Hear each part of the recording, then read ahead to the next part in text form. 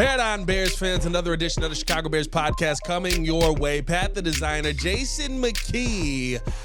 Whew, hearing from Flus today is just as stressful as hearing from Flus Monday. Maybe a little bit less stressful because you're further away from the game, but we got to hear from Flus, got to hear from the quarterback of the team, and got to hear from DJ Moore. A lot of concerns around those three names this week, so we got to break down some of that. Of course, give you the injury updates because it is not good right now around the Chicago Bears with the trade deadline yesterday. What does that mean about, did Ryan Poles make the right decision not moving on from some of the draft capital that we thought that maybe he should have moved on from? All that and more on today's episode of the Chicago Bears podcast. Hit that like button, subscribe to the page, leave a 5-star review. Y'all know what to do. J Mack, what's good, my guy? Oh, man, everything's good, man. Just trying to was watching some of the tape again from this last game, looking at the Patriots moving forward, getting ready for our game in high school on Friday. So it's tough, man. You look at the press conference today, you see Flus, right? You see, what I saw is a frustrated, coach, in terms of where they're at in the season. And obviously every coach, you expect, you want to go in every season and you expect to win every game. You never expect to be, I know they never expected to be in the situation they're in now. And you can see that. And he's just a coach that's trying to find answers, trying to find ways to, one, keep the locker room together, put his best foot forward and make sure that they can go out there and just win a game. That's the goal, is win a game. And I know everybody's saying it's the Patriots coming up and stuff like that. But, it's hard to win a game on any Sunday in the NFL. I don't care who you're playing. So this game, this Sunday, despite having a Patriots team that's in a rebuild themselves, that has a new coach that's not having the type of season that they probably wanted, it's definitely not a layup for this Bears team with the situation of this team. You talked about the injuries already, Pat. You talk about the mindset and psyche of this team. The team's not in a good spot. And it's up to a lot of guys in the locker room, to right the wrongs and determine what they're going to be for the rest of the season. And I know we're going to get into it here on this pod. Yeah, man. I mean, listen, you're in a dangerous spot here right now. You're 4-5, or you're 4-4. You don't want to get to a point where you're 4-5 heading into that Packers week. That's when J Mack, we've talked about it, right? A loss like that. They're still saying, we heard from Kmet today that the locker room is fine, everything's good. Of course, you're frustrated after a loss, but everything is still fine. You get to 4-6 and a loss to the Packers. Now everything's not fine. Yeah. Now I got some concerns. Now I got some issues. Now I got some questions on where this team realistically is. And I think that's where, in the locker room as well, you have some players that start to go, all right, boys, we've now lost 4 in a row. And we just lost to the Packers. You don't want to start to get yourself down that path. Of course, beating the Packers puts everything back in perspective. You already know how it's going to go, J Mack. If we beat the Patriots and then we find a way to beat the Packers, everybody's back in. It's kumbaya. We're dancing in the streets. We finally topped Green Bay. We got the quarterback that did it. We got the coach. People are losing. And then it's just like, hey, guys, we got a lot of season left. How about we calm down a little bit? Let's breathe. Let's breathe. I mean, winning cures everything. You know what I mean? It sucks to lose. When you lose in this league, everything's bad. Every detail is pointed out. Everything is pointed out on film and practice. But when you win, some things get overlooked. And, everybody's, like you said, everybody's singing the praises of the team. Everybody's patting you in the back. NFL is week to week. And if you can find a way to go out here and win a game against the Patriots, a game that you should win on paper, and then you go out there and win a game you're not supposed to win or nobody's expecting you to win, beating the Packers, leading into that next game, the Vikings, like everything's all good. So, I'm sure the locker room, those guys are they've had these player-only meetings. I've been a part of player-only meetings. We had a few back in the day, and sometimes you got to have that. And you've got to be able to have the type of locker room where you can call each other out and say, hey, you know what? Or you put yourself out there and say, hey, you know what? Like, I've got to do better, on this play. On defense, I've got to make that tackle. I've got to make sure I'm in the right gap. And, I was able to watch Kevin Byard on an interview with our guy, David Kaplan, on his network, The Recap. They had Kevin Byard on there, him and Olin Kreutz and Waddle, and they were talking. And Kevin Byard said, on that long run that DeMarcado had before the half, in which he scored on, he said, I've got to do a better job of forcing the running back into my help. The help on the defense comes from inside out. My job as a safety is to force him back into my help. I didn't do a good job of doing that. So when you have guys, right, not pointing the finger at each other, but pointing the finger at themselves and saying, I've got to find ways to get better as an individual. I've got to do my job better. Well, then that's the start. That's the start of trying to right their wrongs. And he also made a good point that I'll bring up, Pat. He said something that I haven't heard before, but I really like it. And it really makes sense. He said the play, despite what's called, what play is called, what scheme is called, he said it's the players that are the ink that writes the coach's resumes, which was a great point. That's from Kevin Byard. And I was like, man, when you think about it, and we talked about this. We talked about this on our post-game show. That's a bar, right? When he said that, I wrote it down. I had my phone and I took it down on my phone because it's very true. And Pat, we talked about it on our post-game show, me, you, and Miller, right? Write that down. That was write a bar. It down. Hold on, let me write that down. Write it down, man. It's awesome. But it's very true. And that's what, I know we talked about on our post-game show, me, you, and Miller, and I had mentioned it. Everybody, we were talking about the scheme and Coach Flus. Yes, Coach Flus said it on that play. He called a pass blitzing defense, to stop the pass, because you saw, Josh Blackwell come off the edge on that play, and Darrell Taylor didn't fit in the right gap, and there were two guys, in the same gap, which led to DeMarcado having a gap and having an explosive run. But it's the players that transcend the scheme. So, like we talked about, you're never gonna have the perfect call on offense or defense, but it's the players that have to make the scheme work. And I think that's what Kevin Byard was alluding to. The players have to make sure that they're doing everything they can, because they're out there on the field to make the plays despite what's being called, by the coaches. Yeah, and you know what I love about what Byard said there too as well. I saw that phenomenal show by Cap over there. I thought what was great about it wasn't I have to do, but also we have to do. Yeah, it was just I have to do. It's my job to make sure that he gets back inside. Mm-hmm. It's what I have to do.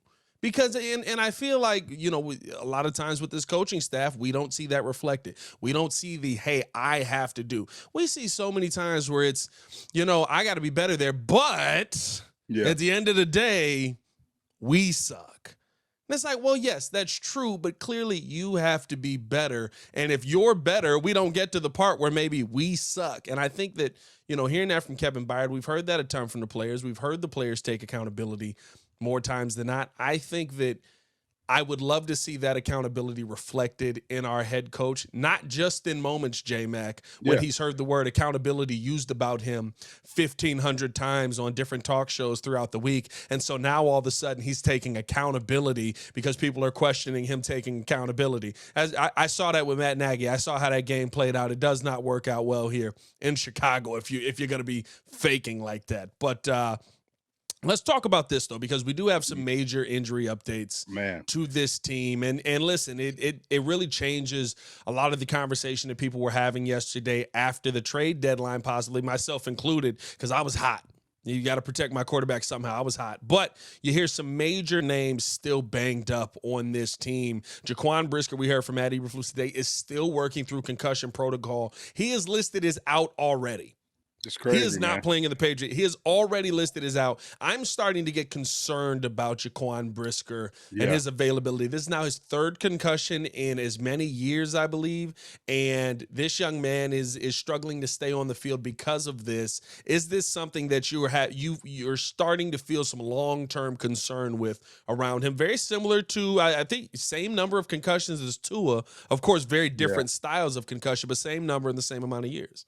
Very worried. So this would be, if you include the bye week, right? Would it be his fourth week out? If I'm not mistaken? He's been out since October 7th. So yeah, he's been out a little while here. Yeah, very concerned. And it's tough because you have a player that has a lot of talent like Jaquan Brisker, right? A guy that can do a lot of things. He's effective in a run game. He's good in coverage. That's why he's back there at safety. But I think the loss of Brisker, right, is really, we felt it these past few weeks, because you have a guy who is like the identity of your defense, the heartbeat of your defense, right? He brings a physicality. He brings a swagger. Him and Kyler Gordon, having those two guys not in there, like, the defensive tone has been different. You know what I'm saying? So you talk about his health. Obviously, that's the main thing. Wondering whether or not, he's out again this week. It's only Wednesday. You know what I'm saying? Like, it's tough.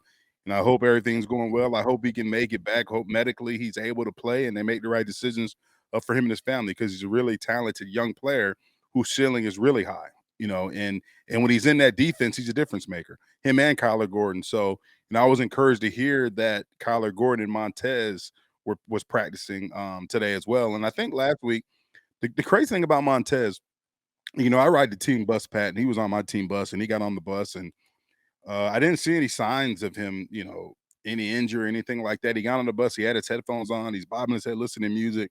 So in my head, I'm like, all right, Montez is getting ready. You know what I'm saying? So it kind of shocked me out there when they came out for warmups, and he was just in his sweatsuit, and I was like, wow, he's not playing, which was shocking.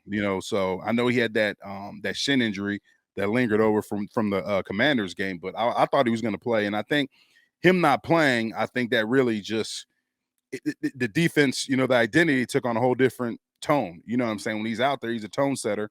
Whether or not he's getting, he's getting those sack numbers that we expect him to get. But when he's on that defense, right? When he's on that defensive line, offensive lines, you got to do something to account for him in the protection. And then you take him out of it, it just makes your game plan offensively that much easier, because now we don't have to account for that guy, that difference maker on the opposite side of the ball from us.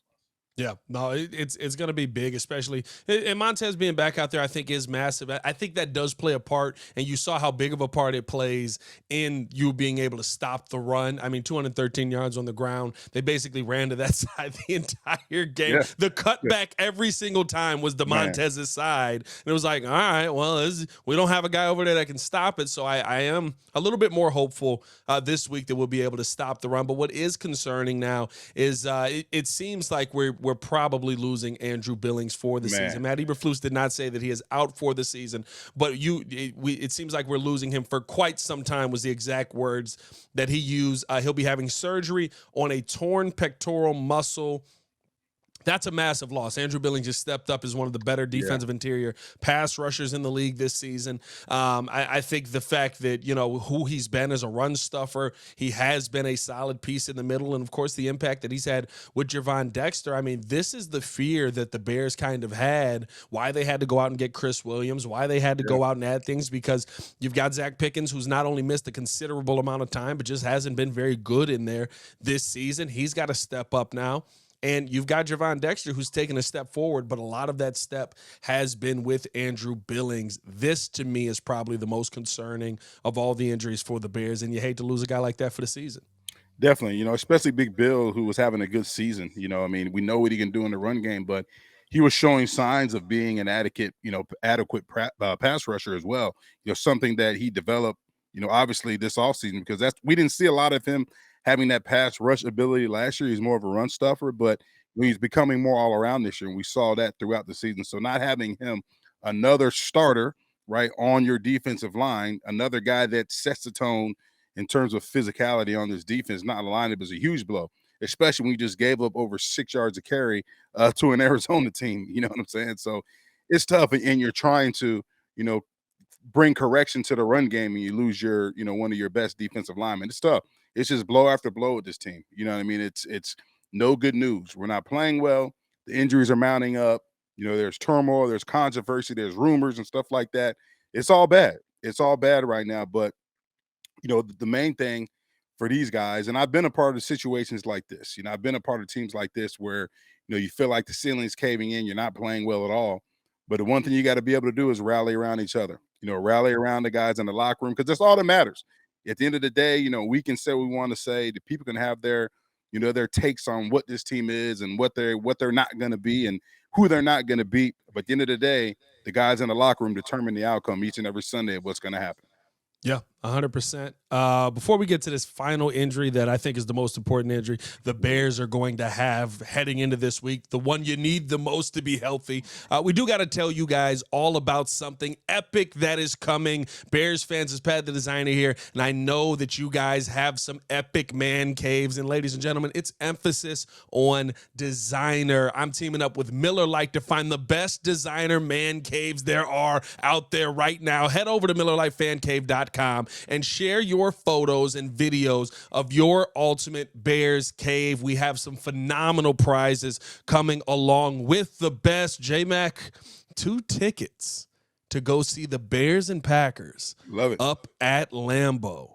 if you win this contest. We've already got some great entries. I've been looking through some photos. Y'all go all out for the Chicago Bears, so I need you to go all out for this contest. Make sure you go to MillerLightFanCave.com to share your photos and videos of your ultimate Bears cave right now. All right, let's get back into this because, J Mack, I think this is the most important of the injuries. Right now, the Bears are without both of their starting left tackles. And when I say starting left tackles, we were without Braxton Jones. Karan Amagaji was the backup who then started. And we are without Karan Amagaji again today. And also, now, Flus did say Braxton is processing well. I don't know what that means in the long term. He also said that he's optimistic, but he's going to wait and see. So again, those are the coach speak you got to decipher through. I'm optimistic, but you never know. Is he alive or dead? Let me know. And then Darnell Wright will not be practicing today either. Remember, he had what was reported by Ian Rappaport as a MCL sprain, and they wanted to take an MRI to confirm it. You could be without Darnell Wright for a considerable amount of time. With the injuries that are mounting up here, J Mack, I think here's the real question. Do you feel like the Bears made the right decision not going out and getting offensive line help yesterday? Because no matter what you say, at this point in the season, when you start having injuries like this, guys aren't going to get healthier as they go out there and play a collision sport. Yeah, I think it's, for me, thinking about it, it's a catch-22. You go out there, right? You need more depth, obviously, just in case, you know what I mean? But who are you going to get at this point? You're going to bring in a guy who's pretty much the same caliber of what you have, who doesn't really know your scheme. That's got to learn the scheme. That's not ready to just be inserted, into the starting lineup right now. He'd be used for more of depth purposes. So was there anybody out there like that Ryan Poles felt like they needed? Obviously not. He didn't make a move. This is something that we've talked about millions of times before the season, Pat. Like this offensive line, the depth in the situation of the offensive line has been a question for the last few years. You know what I mean? Despite who's at quarterback, we talked about it last year with Justin. We're talking about it now with Caleb. It's something that hasn't been addressed. You addressed it in the draft by drafting Darnell Wright, but that's all you've really done. You know what I mean? You've been trying to put a Band-Aid on a position that continues to cause you heartache. You know what I'm saying? So it's tough, man. And when you look at the film of Jake Curran, right? I mean, it was tough, man. It was tough. I'm not gonna lie, it was tough. And what do you expect? You have a guy who hasn't really got no playing time. He's put into action, and he didn't play particularly well. Larry Bourne played well at times. He played bad at times. You still see the same thing. Miscommunication. Guys getting beat at the point of attack. You saw Jake Curran get bull rushed. You know what I mean? You see Larry Bourne and Tevin Jenkins miscommunicate on picking up twists and stunts. We've seen that all year. And it's tough when you don't have that continuity with that offensive line or cohesiveness in terms of the communication of being able to pick up those stunts and those twists. You know what I mean? When you're playing with a guy, when Tevin's playing with Braxton, and I'm not saying that they've had success all season, but you have a feel for him. You know what I mean? You have a feel, okay, we've seen this twist, we've seen this ET stun a million times. I know how to pick this up. I know where Braxton's going to be. I know he sees it. We're going to call it out together. We're going to pick this up. It's hard when you haven't had that guy next to you all season. You're just, playing, O-line carousel each and every week. It's tough. It really is. Yeah. I mean, listen, I think you're in a bad situation no matter what. And for me, the fact that you're now without pretty much either of your starting tackles, the question I asked the Flus today was, how do you develop a quarterback while he's 29 sacks into his rookie season, right? And it starts for me at the beginning. I hate to keep harping on this point. I know I keep bringing this back, but you've gone through every step of the way, J Mack, this season, and you've said we don't need to address offensive line. You went through the draft. We don't need to address the offensive line. Even if you think you did with Karan Amagaji, you drafted a guy who was coming out of college hurt, that you knew about the injury. I don't know what our affinity is for going out and doing that. Then as you get him back in because he's been injured so long, now you're scared to put him on the field because, oh, snap, wait, is this guy a project? Did you draft a project in the third round? Right. There are starters that have been drafted in the third round. There are stars in the third round. You drafted a project in the third round? But okay, we'll move past that. Okay, you drafted a project in the 3rd round. You're going to address it somewhere else, right? You got to, J Mack. We got a brand new shiny quarterback. We don't want him to be sacked 29 times through 9 weeks. Nobody wants that. We just saw that with Justin Fields. So free agency gets here. Here we go. All right, well, there goes one starting center. Well, there goes another starting center. Yeah. All right. Well, we got Connor Williams left. He's coming off an ACL injury, but at least we know he's better than Coleman Shelton. You're scared if he's going to be healthy, sign him to a 1-year deal. That's what every team in the NFL would do. Oh, there goes Connor Williams. Yep. He looks pretty good right now on a terrible team. He's the one bright spot on that offensive line. Yeah. And so it's just like when you get through those 2 steps and you say offensive line is not important, we're not addressing that right now. Now I'm to the point where I'm saying, okay, well, you're 29 sacks into this kid's career. He's on pace for 60 because realistically speaking, he's been sacked 31 times. 2 of them get called back because of penalties on the defense, but his body feels all 31 of those. Yeah. And so I'm like, all right, well, guess what? You messed up over there. Now you got to pay a little bit more of a premium to go get a guy. And you don't. Yeah. I mean, look how many.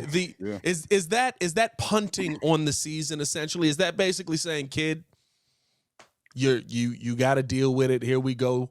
We'll get to the end of the season and we'll address the offensive line. You're 4-4, J Mack. I get maybe you're out of the playoff race, but it feels like Ryan Poles just punted on the season by doing nothing to fix this offensive line.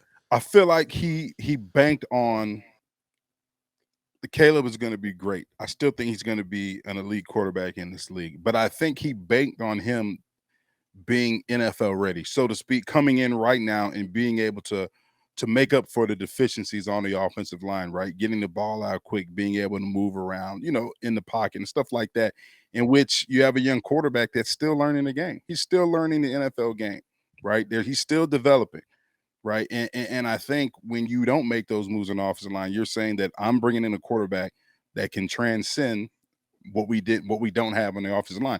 And now you're seeing that it's not going to work because you have a quarterback that's still trying to learn the game. He's still trying to build a relationship with his receivers. He's still trying to understand the route concepts. He's still trying to understand that, hey, I've got to take the check down and not the home run ball, because the check down, one, it sustains drives, it puts points on the board, and it wins games. All young quarterbacks have to go through an adjustment period in which they have to be able to adjust and learn the NFL game, away from the college game. And you have a coordinator who's putting a lot on Caleb. We see Caleb, he's checking at the line, he's trying to make adjustments, you know what I mean? And it's a lot for him. It's a lot for a young quarterback, man. And you see the quarterbacks that are having success in this league, Jay Daniels is running somewhat of a college offense with an old coordinator in Cliff Kingsbury. He's making it as similar as he can to what Jaden ran at LSU, or he's making it, the plays and the scheme, similar to what Jaden ran at LSU, what Jaden ran at Arizona State, or wherever Jaden was, you know what I mean? Make him comfortable to make him play at a high level. And that's one way you do it. But at the same time, he's got a pretty good offensive line protecting him as well. So his confidence is high. When Caleb's dropping back, it's tough because now, it's on everybody. Like Coach Flus said today, it's on everybody, right? You have times where Caleb's holding the ball too long, trying to take that deep ball instead of the check down. And then there's times where he doesn't even have time to set his feet. He's got to scramble and nobody's open. So collectively, this is, it's disaster right now. And I think Poles really thought that when they drafted Caleb Williams and they put weapons around him, that would overcome the deficiencies on the offensive line. And we're seeing that it's not. That's not how it works. It all starts up front, on both sides of the ball. Do you feel like there is still a hope that this season is going to go better than last season? Or do you think that in that building they basically said, we can't fix it now, just do the best you can? We probably are moving on from the coach at the end of this season. I think that with the talent they have in that locker room, the guys they have in that locker room, the leaders they have in that locker room, I think those players ain't giving up. They're going to go out here and they're going to, they know it's a must win again this Sunday, and then they're going to have a big opportunity the following Sunday, but it's one game at a time. And I think right now, just like I said, listening to Kevin Byard and just seeing the demeanor of a lot of those guys, traveling with them on the road, they're frustrated, they're pissed, and they know they got to go out there and get a win. And I think they're doing whatever is necessary to get back on track and to get a win. And I still feel like those guys in that locker room feel like they can make the playoffs this year. You know, if you're players, I get, but I'm talking more. It feels like after yesterday, it feels organizationally like they've punted. Yeah, it feels organizationally like they've said we can't make the playoffs. We're not trying to be better. You're saying the coaches. You're saying the coaches throwing in the towel. Not the coaches. I think Flus is doing all that he can to try to stay on track. You're saying, but I think when you look at a situation, right? If you see what your quarterback is going through, let's be real. If you feel like Shane Waldron is the answer calling plays, you probably go out and say we got to help this guy. Be able to actually call a play and have time to call a play. I feel like not going out and doing anything at the trade deadline was a sign of like, hey boys, we gave you what we thought was good enough, and now you got to ride this season out, deal with it. Yeah, I don't know. I mean, I really don't know. I don't, it's tough because what was out there that, you know what I mean? We don't know. Like, I don't know what he was willing to give up. Financially, I don't know draft capital financially and stuff like that. What is his threshold? You know what I'm saying? So it's tough. I understand where you're coming from. I think at the end of the day, these guys, like I said, the players, they still feel like they can make the playoff. The coaches as well. And I think right now is trying to find their way, with what you have. We can't look at what we don't have. We got to look at what we have. And we got to say, how can we win a game on Sunday against New England Patriots? And listen, I hope that they can. I hope that they prove me wrong. I hope that Jake Curran is a freaking dominant, right tackle out there. I hope that he's the answer out there. Because I'll tell you what, Darnell Wright this season has not had a season where I'm like, well, that seems like the guy. Like he, I think that, year two, a lot of times with young players is the time where the NFL adjusts to you. They figure out your game, and then they say, oh, okay, I know how to beat you now, and you have to adjust back to me. And with Darnell Wright this season, guys have just constantly gotten to the outside on him. J Mack, I'm sure you've broken down the tape by now. He was getting cooked on 3-man rushes with no blitz. Yeah. I mean, he was getting cooked to the outside on a 3-man rush. It's just you and him. Like it was one-on-one. Yeah, and you see a lot of these teams, like Arizona did a good job of confusing Caleb, right? They would rush 3, drop 8. You know what I'm saying? They were doing a lot of things that confused Caleb. And then you look at, schematically, it's just like, okay, the route concepts, like what are they running? Who are they attacking? Where are they attacking this defense? And really, if you look back at this offense as a whole, right, we're talking about Darnell Wright. Obviously it's been inconsistent all year. The only time that you've actually had a good offense showing it is against really bad teams with really bad defenses. Let's not get it twisted because Jacksonville, you showed out. The Panthers, you showed out, right? But the Commanders had a bad defense. You didn't show out. We saw. I mean, J Mack, their defense ain't good. That's what I'm saying. Arizona defense ain't good. They literally are bottom of the NFL. Well, probably not anymore after what they just did to us, but they were bottom of the NFL. That's what I'm saying. Everything. The 2 times I think you showed that offensively has been against really bad teams. Yeah, and bad on both ends. Yeah, bad on both ends, and it's just not clicking. You listen to DJ talk about and Caleb talk about chemistry and stuff like that. It's just not clicking all over. There's a disconnect. The pass protection doesn't fit the route concepts. The route concepts don't fit, the defense or the coverage that they're attacking. You know what I mean? The pass protection doesn't fit the rush that you're facing. You know what I mean? Like you've got look at the film, you got a line sliding away from, a safety and a linebacker blitzing on the opposite side when the protection should be sliding to that blitz. You know what I mean? So there's a complete disconnect offensively with this team. And that's the frustration I'm sure that these guys are going through. It's when Caleb does have time, he doesn't hit the check down, right? When he doesn't have time, he's running for his life, and you got guys not running the routes full speed or the routes are too close. There's no spacing with the routes or, what are we trying to accomplish? So it's very confusing, when you look at the film, when you're out there watching it in person, it's very frustrating. You see some of the guys coming off the field, in frustration. Like I said before, the one guy that I haven't really seen frustrated when he comes off the field, which is a great sign, is Caleb. He could be the guy throwing that Surface tablet. He can be the guy throwing his helmet, but he comes off every single time. He gets with Coach Kerry Joseph. They go through the previous drive, and he goes out there and he has a positive attitude. And I think that's huge. That's a start, of a young quarterback that's trying to continue to keep the mood and to keep positivity within that huddle, within that offense. And that's what he's supposed to be. That's what he's supposed to do. And that's what you want your franchise, your potential franchise quarterback, doing. You want him to have that demeanor in which, like, every time you line up in that huddle, you feel like we can score. You feel like he has command. You feel like he's not frustrated. You feel like he's not giving up. And that's what I've seen from Caleb, after each drive, when he's out there on the sideline, talking through with his team and his coach. Schematically, are you concerned with what you're seeing out of Shane Waldron right now? Because clearly, right, you're going into this week with the same problem you had last week. Your offensive line is not good. It cannot protect Caleb Williams in the slightest. And when I asked Matt Eberflus about it, he's like, well, it's all 11 people's on the field's job to do their job the right way. Yeah. You still got to be put in a position to do your job the right way. There still has to be some communication, some teaching, some things that take place before you get to the game for these guys to do their job the right way, or maybe just find some guys that are a little more talented. That'd be nice, Ryan Post. But do you feel like schematically Shane Waldron is calling plays that fit the team that he actually has? Because I know every OC wants to call plays that are his dream, but that don't mean that that's the team that you have. And when I look at it, it looks like Shane Waldron has moments where he calls plays where they should work. Caleb should be able to get the ball out there, and Caleb is failing in moments as well. But there are also plays where I'm like, what offensive line do you think you have to call this route concept? Yeah, it's confusing. Like I said, like it's just confusing because when you're looking at like the good offenses in this league, right? They have identity, right? And there's one thing that you can say they do well, right? We talk about the Commanders. They run the ball well, right? That's their identity. They can run the ball. They can run the ball very well. They've got really good running backs. They got a quarterback that can run the ball well.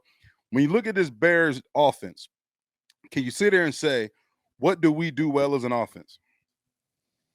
I don't know. They're not consistent enough with anything for me to know. That's what I'm saying. Like, what does this Bears offense do consistently that you can say, okay, things aren't going well, let's hang our hat on this play or this play or this package because we do this well? There's nothing. I mean, you come out in the game, you go empty, right? You go from empty, you go back to 2 tight ends.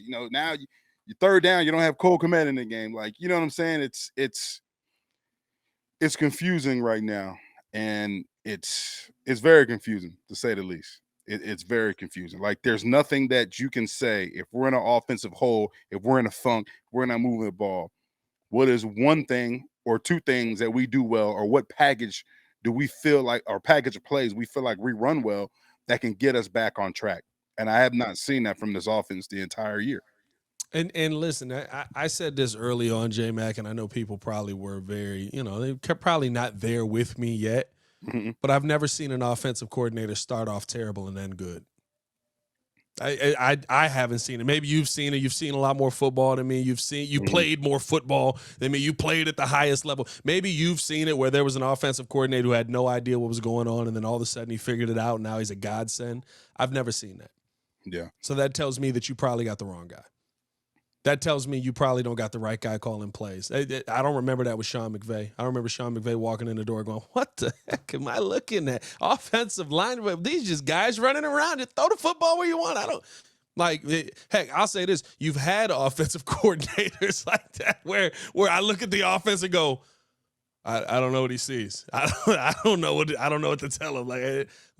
It's concerning to me that out of all the options that were out there, it seems like the Bears went with the options that were safe.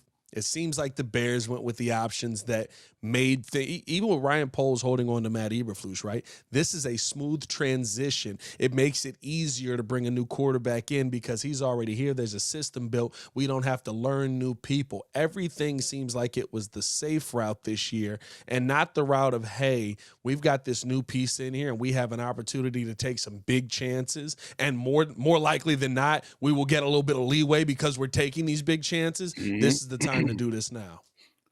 Yeah.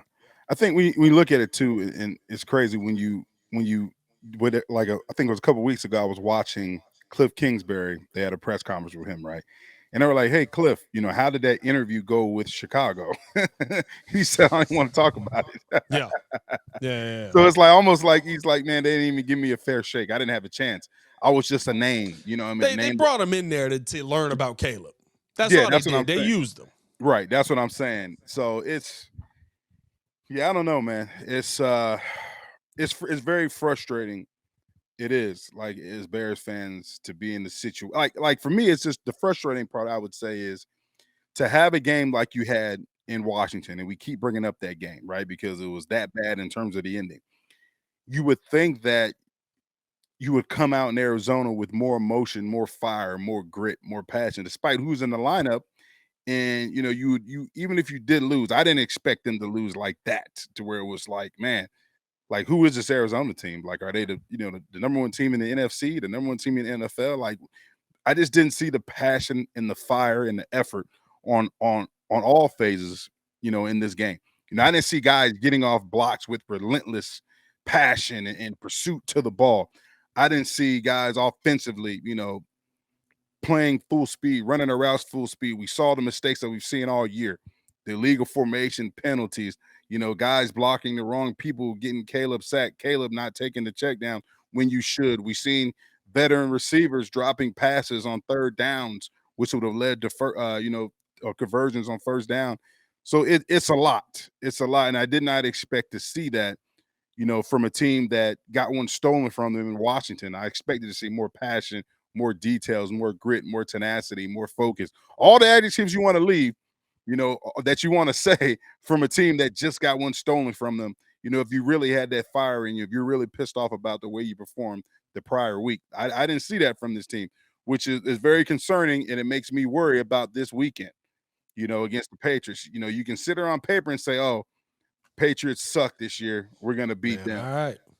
But they're going to come in. It's a team. They're trying to find a win, too. Just think all the things that's being said about the Bears and this team, they're saying the same things in New England. We're not used to losing. We know we have Bill Belichick. We used to run the show, but at the same time, we're terrible right now. They're hearing the same things, and they're looking at a team right now that's been beaten the last 2 weeks, a team that's frustrated, a team that has injuries, and they're saying, hey, guys, this is an opportunity for us to get one on Sunday at Soldier Field. You know what I'm saying? So don't think this is going to be a layup. It's going to be a tough game. And despite who's in the lineup for the Bears, guys in the locker room better make sure that this week of practice, there is no lack of focus. There are guys not overlooking the details in their preparation. And they better make sure they're ready to go out there and play a tough physical game on Sunday. Yeah. Because that's where we're at right now. That's the concern, J Mack. I mean, when you hear them talk, it is – it sounds like they're not focused. It sounds like they're not, and you don't want to say that about the team, but when you hear, it's Caleb Williams say, I don't think we ever really got over the Washington game. Yeah. So you had an entire week of preparation and you didn't get over the Washington game. Like, I understand that's a blow. It's a tough loss to take. It's horrible. But to me, now I look at your coaching staff and say, so your team wasn't prepared to play this game because they were still on the game the previous week. How do you not get them off of that?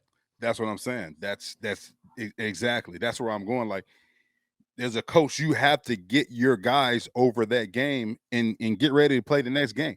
That's like this week. It's the same thing. If you're not over the beating you took out in Arizona in the desert, how the hell are you going to be ready to play the Patriots?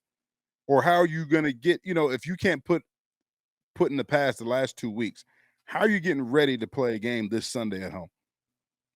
And if I don't have the players in the locker room that mentally can't get over, failure, can't get over adversity, then there's a problem. But as a coach, that's your job as the head coach, trickles down to your coordinators, trickles down to your position coaches to make sure that, hey, your guys, your position group is ready to lock in and focus on one thing, and that's winning a game on Sunday. Yeah, 100%. If before we get up out of here, if you could see one thing improve from last week to this week, I guess outside the offensive line because it don't look good over there. If you could see one thing improve from last week to this week, what would it be with this team? Just the physicality, man. Like, just the effort. Like, you can talk about the offensive line, you talk about the defensive line. It all starts up front, and I think Sunday they got dominated on both fronts. Offensive line, we saw got dominated. We saw the sacks. Defensive line, we got manhandled. We gave up over 6 yards of carry.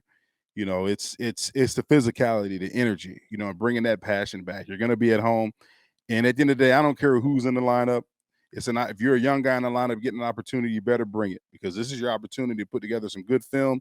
It's your opportunity to show that, you know, you belong on this roster, you belong on this team, because like you said, we don't know what the forecast is for this coaching staff. So you better go out there and make sure that you have good tape, so that way you can be in an NFL uniform the following year, whether it's here in Chicago or another team. So, you know, I've got to see physicality. I got to see that we're dominating in everything we do, especially on the line of scrimmages, offense and defensive lines. Yeah, 100%. I'm very concerned about where the season has gone, J Mack. I'm very concerned about where the season is heading, because the health does not seem to be on your side. And if we're being honest, the mentality to me is starting to get a little bit concerning. They say a lot of stuff. Yeah. They say they're all locked in. They say they're all on board. I hear a lot of words. Yeah. I don't see a lot of action behind those words, and that concerns me a little bit. We got to get up out of here, man, but we appreciate you guys for tuning in and rocking with us for another episode. Let us know your thoughts in the comments below. Where do you think this season is heading? Do you think this is going to be a struggle finish to the season, especially with some of the injuries that have mounted here? What are your thoughts on Ryan Poles doing nothing at the trade deadline outside of trading away Khalil Herbert? We'll be back tomorrow with Courtney Cronin up at Hallis, so stay tapped in with us over there as well. As always, man, for Jason McKie, it's your boy Pat the Designer, back at it again. Y'all stay safe out there, Chicago. Bear down. One love. Bear down. We got a lot of weeks of this left. Peace. Yeah.